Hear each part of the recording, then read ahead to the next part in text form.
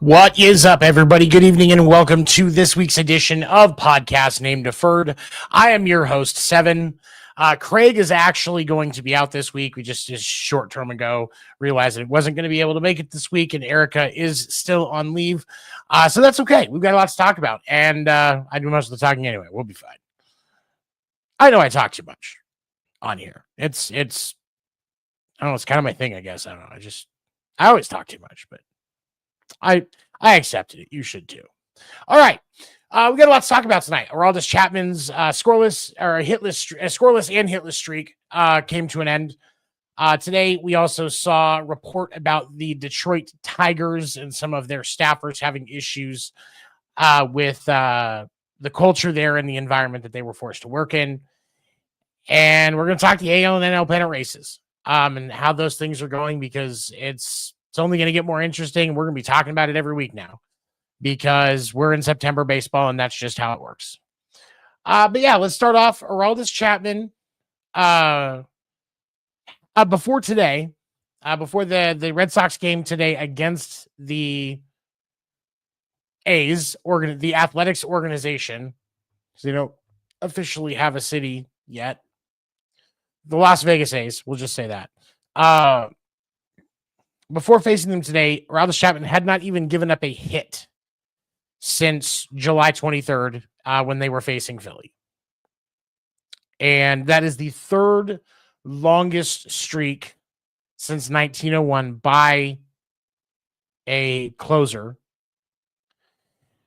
The other two that had streaks, it was Marlins' Randy Choate in 2011 had a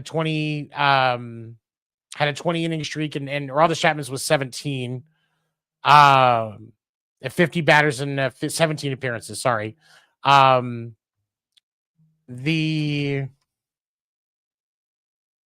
then the other one was Tim Burdack from the Mets in 2018.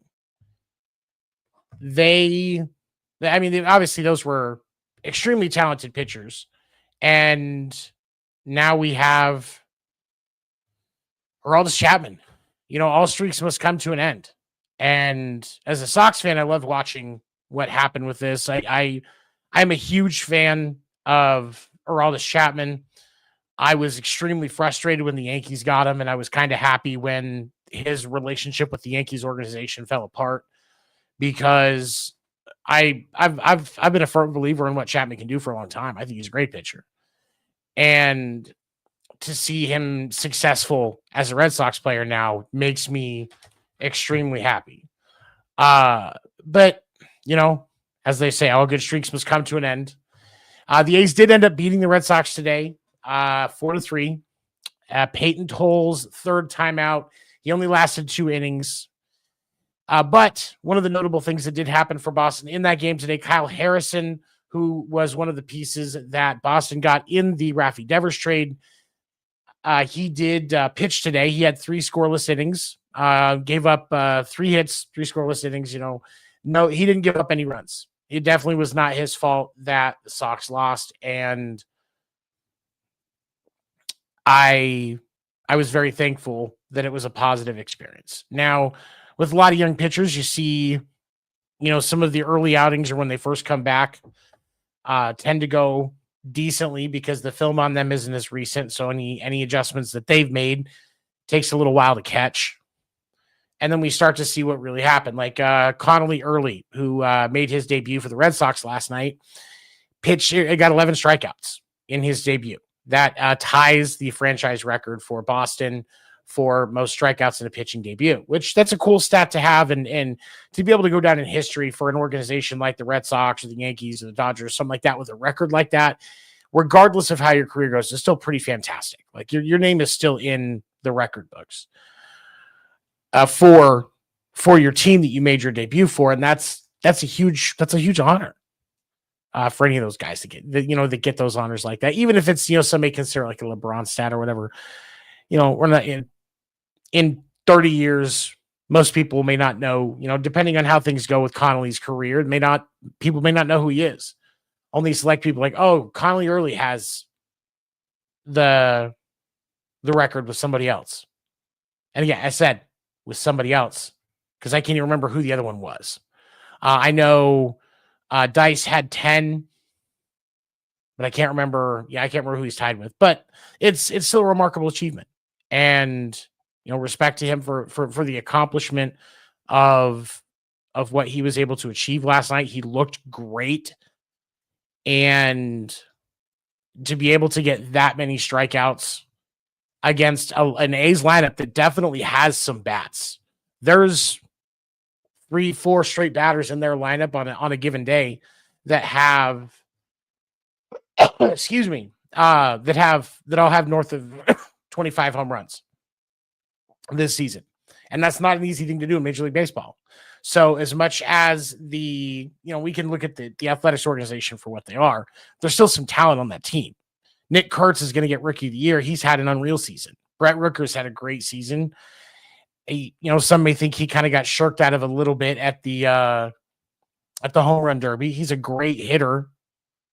And there's a couple others I can't off the top of my head. I can't remember who they are, but there's a lot of talent on that roster. So don't, I like that Boston took 2 or 3. I definitely would have liked the sweep, but I respect that they are still professional baseball players. So I'm not going to say, oh, it can't happen. That's impossible. Boston should have beat the brakes off of them in all 3 games. No, they're professional baseball players. The Las Vegas Jokers. Yes, Taylor. Yeah, that's yeah. But that's the hard thing is there's so much offense on that team, but there's some good fielding on that team, but you're not really getting a lot out of them. The pitching isn't great. I think most of their starters have an ERA north of 4, which you definitely don't want. A couple of them, I think, is like 5, 6, somewhere in there. Like it's their rotation is not great, and I don't know. I think their bullpen might be okay because it seemed like they were able to slow Boston down the last couple of days, even today, when going to their bullpens. So maybe that's really what the A's have to work on is their starting pitching. I would think if you give them a solid rotation, they could work into being a wild card team. It's not an impossible thought. A's used to be one of the best teams in baseball for a long time. So gotta, they could go back to it at any point. I think they need to change owners first before it's really going to happen. But what do I know? I'm just a sports guy.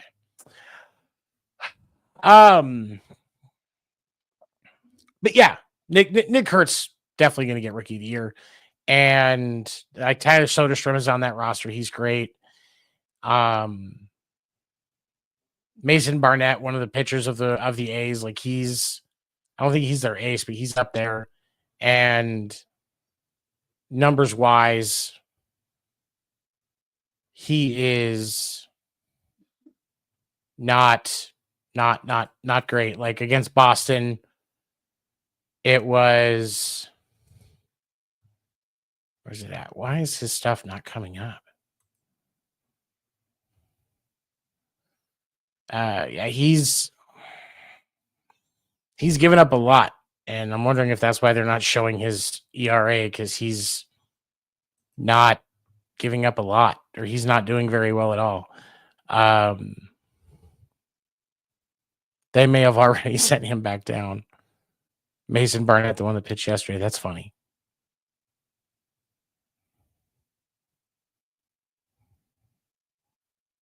That's really funny.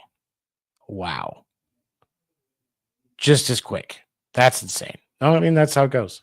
All right. So next thing we're going to talk about, I saw a article today that I think bears discussion, and it to the point where even ESPN talked about it in their new stuff as well.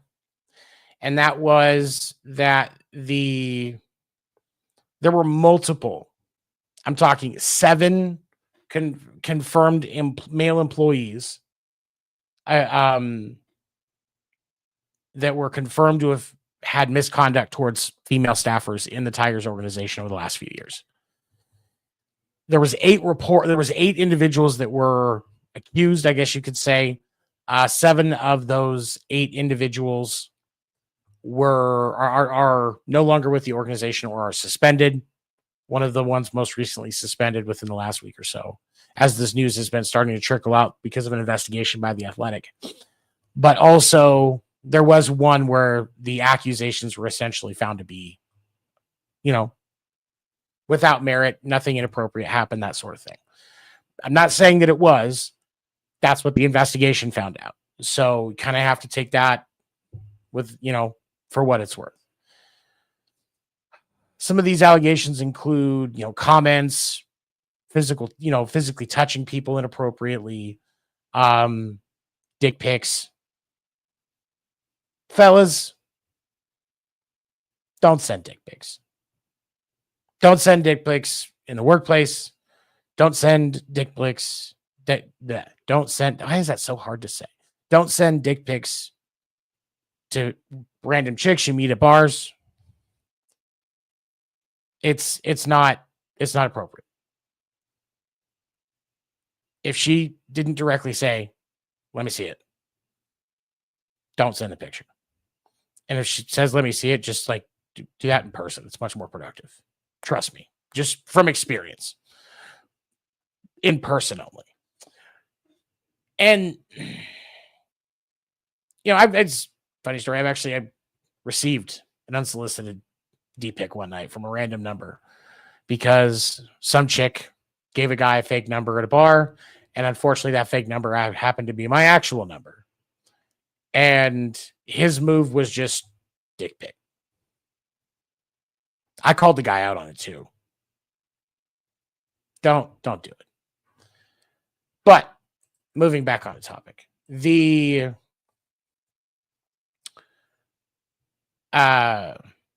these were all female employees of Illich Sports and Entertainment, which owns the Tigers, the Red Wings, and other businesses. And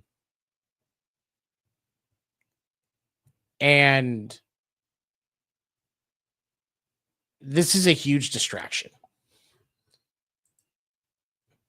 This is also something where, as we work hard to include women in professional sports, because they deserve to be there just like we do, and getting them into that workplace, it should not be a boys' club, because things won't develop as well if it is, and making them uncomfortable. Women have different things that they have to go through to protect themselves on a daily basis that men don't. Most women that I know that live in the city typically walk with their keys between their fingers in case they need to use it for self-defense. I know more women that carry pepper spray on them than men that carry a weapon. Fellas, we got to hold each other accountable. We got to be better, because that's not right. Professional sports benefits from having a female presence. And to think that if they're going to be there, they deserve to be mistreated is a gross gross opinion. It's just disgusting. And so I think accountability is what has to happen. You remember when I was in college and was in a fraternity and we held each other accountable. And we did it as men. It wasn't about trying to look better. It was about understanding our responsibility as men. And there were people that didn't like that accountability. Guess what? They still needed it. And the fear that you feel when you're having to approach a situation like that and hold somebody accountable is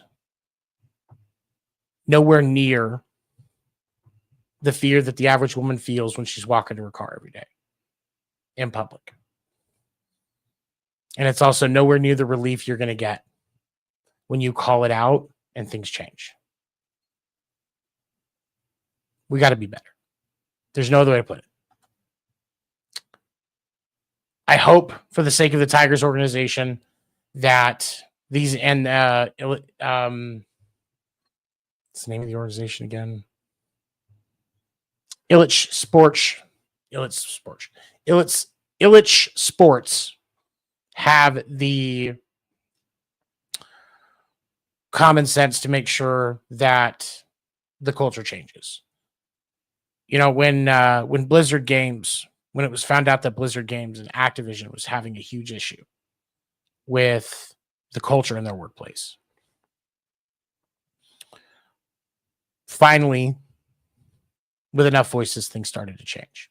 And I don't work there, so I can't say it's perfect now. But by all reports, things are better because we had to call out a problem. And when you do that, things get better. You know, as somebody who struggles with social anxiety, struggles with anxiety in general, if I can see that you've got to advocate for that change when it's necessary and needed, if I say you can do it, because I can do it, you can do it. Actually, I had a meeting with my supervisor today and I called out some stuff. Nothing to the grossness of this, but issues within the culture of my company. Luckily, I work for a company where that discourse is welcomed. And it makes things better. It's why I've worked the same job for the last 5 years.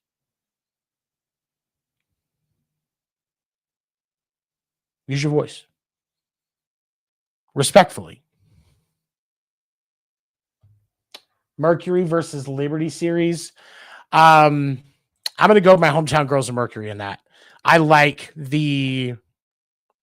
I've watched many Mercury games. I've sat in that arena, ate the stale ass popcorn.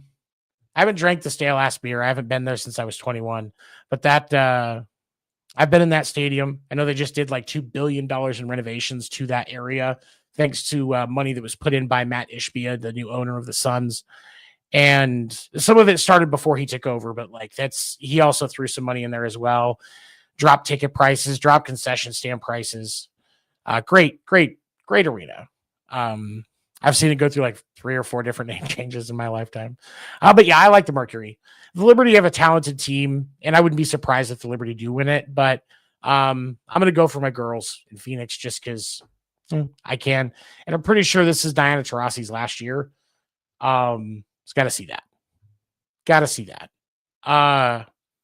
Okay. We're going to move right along here, talking the American and National League pennant series, or pennant races, playoff races. And man, have things gotten interesting. We've got some games going today that are going to be impactful. The Padres are beating the Reds right now, 1-0. The Padres actually lost to the Reds yesterday. Mariners and Cardinals are tied 1-1 at the end of 2. The Mariners keep winning. That's definitely going to work to their favor because we saw the Astros lose yesterday. And I don't think the Astros play today. Oh, they did play today and they beat the Jays. So the Mariners do need to keep winning. They got a little ground on them yesterday, but the Mariners need to make sure that they keep closing it out. Dodgers are scoreless in the bottom of the first against the Rockies. Did the Yankees play today? They should have. Yeah, Yankees absolutely got smacked by the Tigers again, 11-1. The Yankees are getting really good at losing baseball games, and it's making it easier to say that they're going to be out in the wild card round against Boston, because that series is going to be Boston and New York. I don't think either one of those teams falls so low as to give Seattle a leg up. But I will also tell you, Seattle wants that 7 seed or that 3 seed. They don't want to be in the middle. Because Seattle against Houston, that's a toss-up.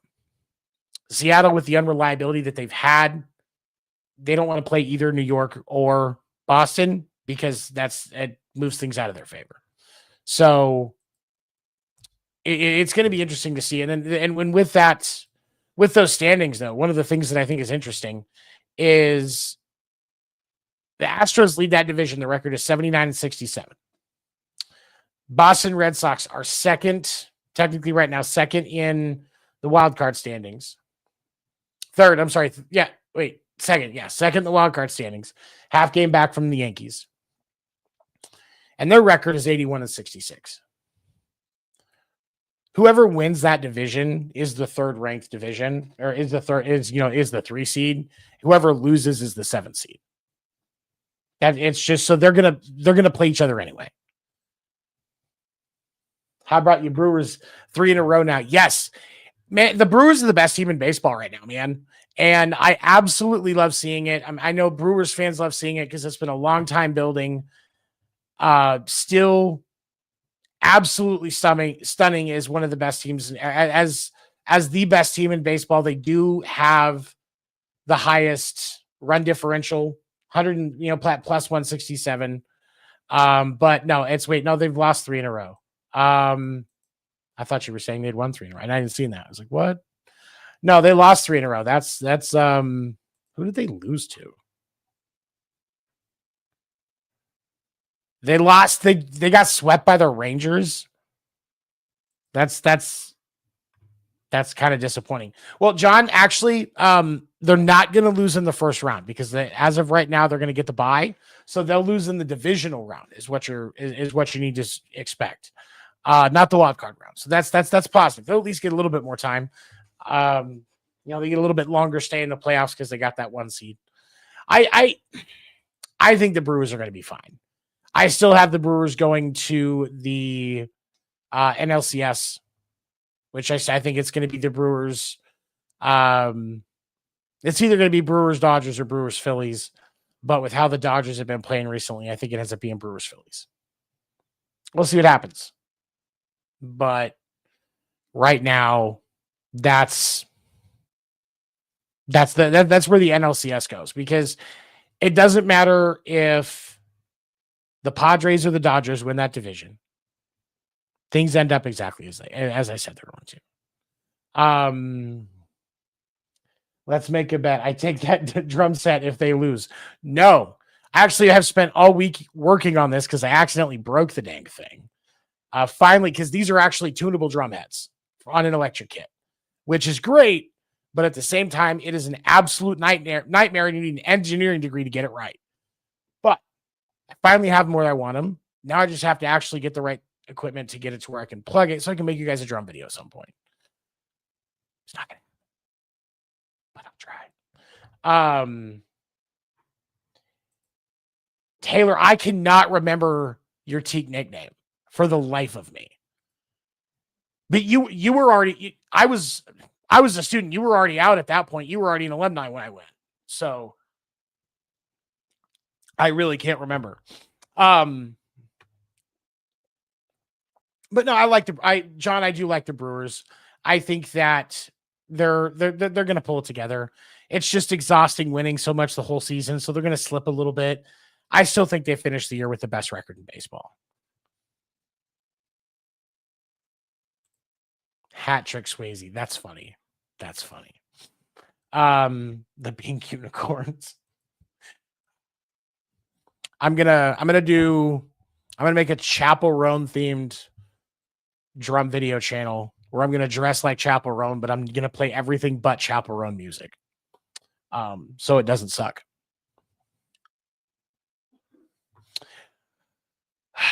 Now on the American League side, the Tigers do have that number one seed. It's going to be between the Tigers and the Jays for the number one seed. That's where it's at. And then you'll have whoever wins the West is the 3 seed. And then you'll have New York and Boston at 4 and 5. It's interchangeable at this point, who's going where. And then that 6 seed will be whoever doesn't win the West. I know that standings wise right now, the Rangers are only a game back from the Mariners. I don't think the Mariners fall that low. Is it possible? Absolutely. And I will tell you, if you're a fan of an American League team that's getting ready to go to the postseason, you do not want the Rangers in the postseason. And you're like, what are you talking about? The front 3 in their rotation is Jacob deGrom, who is throwing 2.78 ERA. Merrill Kelly, who they got from the D-backs at the trade deadline, who's has a 3.2 ERA. Jack Leiter, their third in their rotation, is 3.81.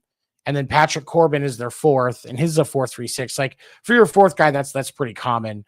But the front 3 in that rotation are ridiculous. And you only have to run a 4-man rotation in the playoffs. It sucks that they're not going to have Eovaldi. If they have Eovaldi, and Eovaldi is probably their 2, and it ends up essentially moves Corbin to the 5th person in the rotation. He ends up being a front end bullpen guy. But that pitching rotation is just nasty. And if they make the postseason, they will spoil the season. Like if they make like let's say Seattle falls, Houston takes the division, so Seattle falls enough that that the Rangers get that last playoff spot. The Rangers will absolutely beat the Astros. No question. Even though that's still a division match. In that scenario, the Astros will lose in the wild card round. The Astros don't want the Rangers because you put Jacob deGrom in the playoffs. You're not getting a W there. You put Merrill Kelly in the playoffs. Go look at his numbers from when the D-backs made their World Series run a couple of years ago. Which team they lose? Oh, the Rangers. And that team is still pretty. Well, I'm not saying it's completely the same, but there's definitely still some pieces. That's a sleeper playoff team, and I mean that.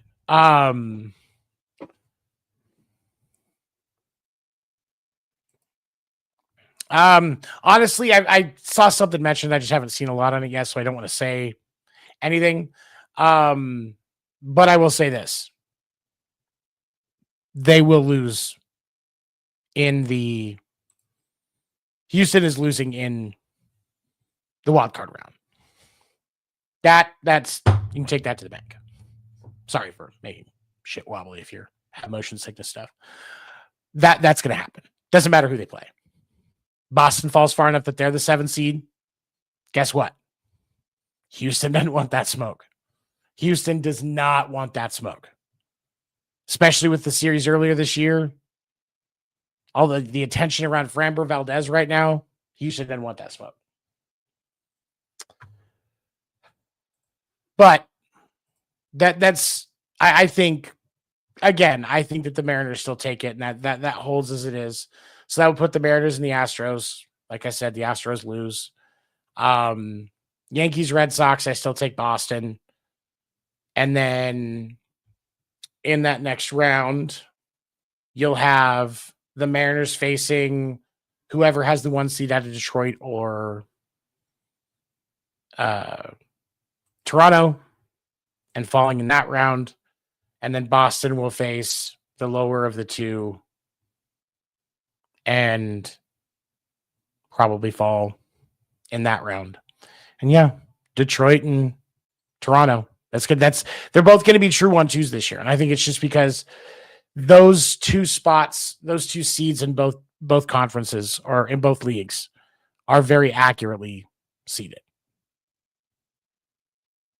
I do think that when we get to the Phillies Brewers series, I think the Phillies take it. I think that's where the Brewers fall. And then Toronto and the Tigers, I think Toronto takes it. We see Toronto in the World Series against the Phillies. Baseball does not want a Toronto-Milwaukee World Series. I guarantee it. The ratings would be through the floor. But if you have the Phillies, there's at least a little bit more there. You can get a little bit more out of it. But I think the league is hoping that either New York or Boston goes on a tear when it matters. Because the Dodgers, you can't rely on the Dodgers in the National League West. Can't rely on the Padres. The Brewers are a good, small, scrappy team. Definitely reminiscent of the 2015 Royals. However, from a league perspective, you want your World Series to have great ratings, especially as they're getting ready to go into having to work on more TV deals in the offseason. So they want sky-high ratings in the World Series. Maybe we see some juice balls somewhere so that things can kind of get swayed a little bit. The league's done it before. I'm not the conspiracy theorist guy. It's happened before. The league's admitted it. That's just the way it is. Maybe it happens. I hope it doesn't, because I want everything to be clean and fair and all of that. And if they're going to use juice balls every game. Mess with everybody. Only use juice balls. No, don't use juice balls in any game one of any series. And use juice balls for the rest of them. See what happens. That would be funny.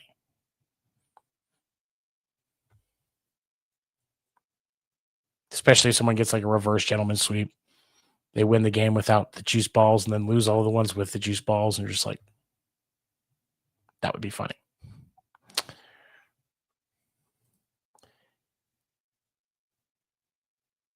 David, what's up, man? Right on. Rally in Salt Lake City. I'm not against, we've talked about this, man. We've talked about this. I am not against Rally or Salt Lake City, but I don't think Salt Lake City has the market. And especially with the way that the weather gets there, sometimes it's going to be very difficult for late March, early April baseball and October baseball. Unless they have even if they have like a completely enclosed ballpark, you're still going to run into situations where weather can impact being able to get to the ballparks. What are you going to do? Have player hotels at the ballpark? And that makes no sense. So I don't know. Would it be interesting to see? Absolutely. I think the Southwest could use a little bit more as far as baseball is concerned, especially if you kind of, you make some adjustments when you expand those and you see Arizona, Vegas, the Utah expansion team, and then I don't know, maybe the Angels in their own division. Like if they're gonna do, so no, Manfred was talking about doing more regional type divisions, and first of all, I get why some people like it, but it's not going to happen, and the reason is because of ticket sales. Boston, the Braves want the ticket sales from when the Mets come in because it's a rivalry game. If you kill that rivalry, those ticket sales drop because there's not going to be a connection with whoever replaces them for a while. And so I don't think the divisions get completely shook up. Do I think certain teams get moved because it's not going to matter? Yeah. The A's, the Rockies, the White Sox, nobody's going to care if they change divisions.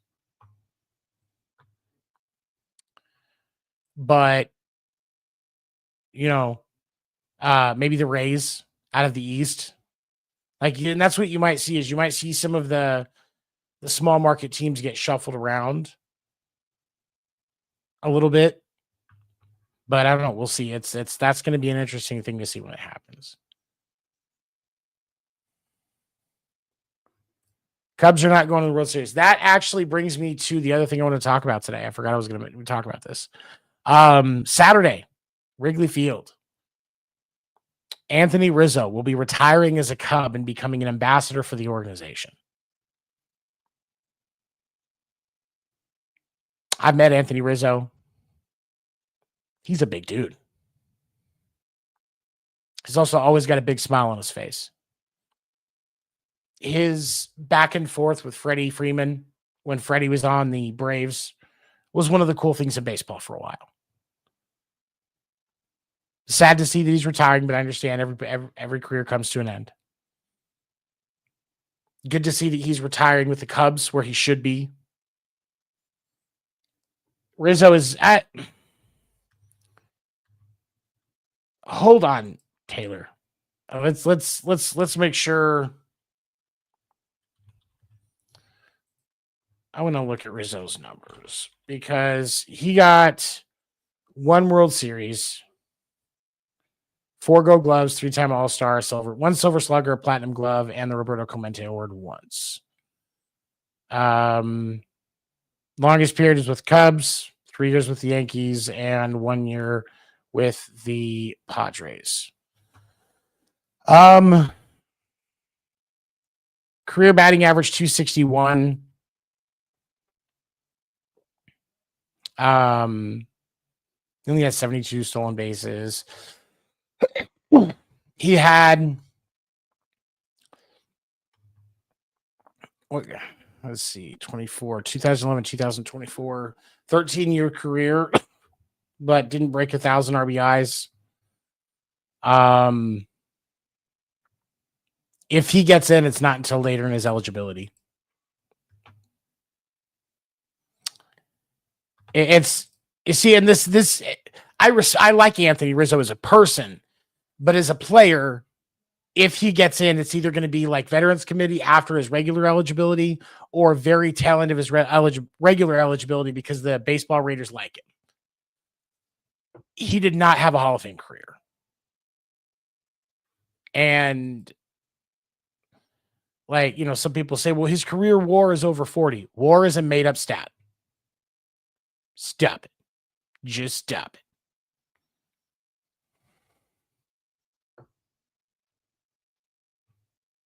The Cubs homer list is a joke outside of Ernie Banks. There's some teams that are like that, though, man. That's the hard thing. I thought it was interesting, though. The D-backs home run list is actually more interesting than I thought it was.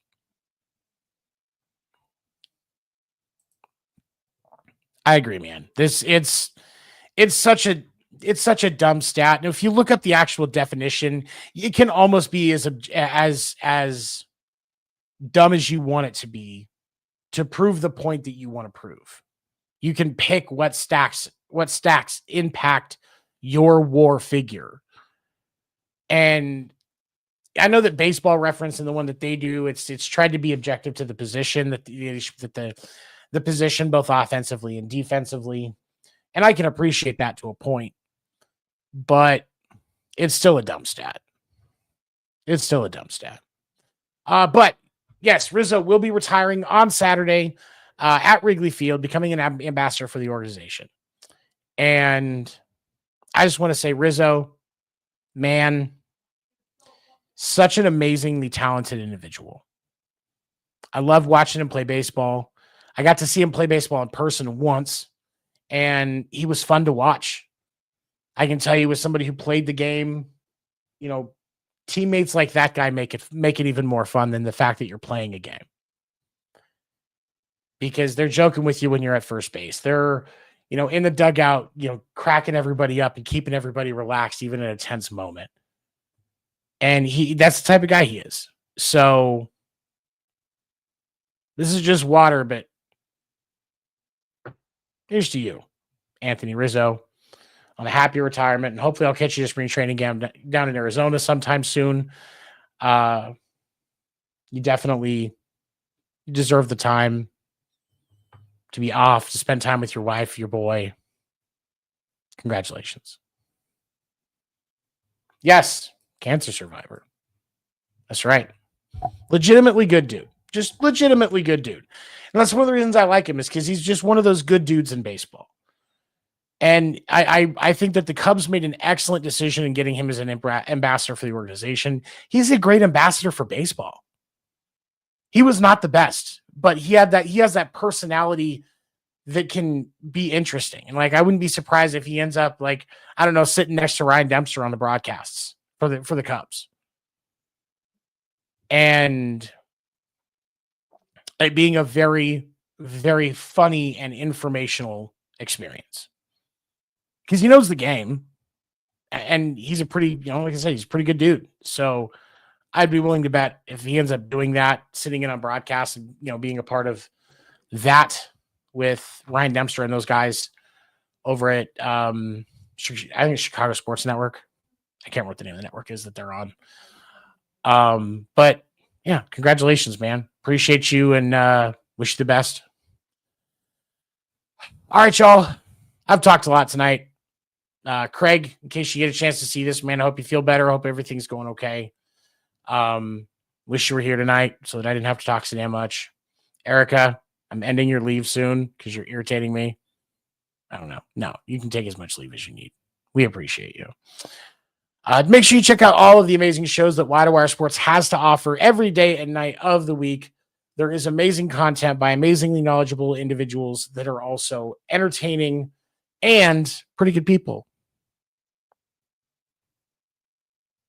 Except for Kyle. I'm kidding. Kyle's amazing. And you can go to the Wire2Wire Sports socials to check out the schedule of the shows and make sure to support those network. We do have a website, wire2wire.live, wire2wire.live, with articles that we try to keep updated, and a merch store. Definitely support us. That helps us out. Helps pay to keep the lights on so that we can all bring you the amazing content that we do. For my co-hosts that have taken the week off and myself, thank you so much for checking out Podcast Name Deferred this evening. We appreciate you. We hope you have a great night. Goodbye, everybody.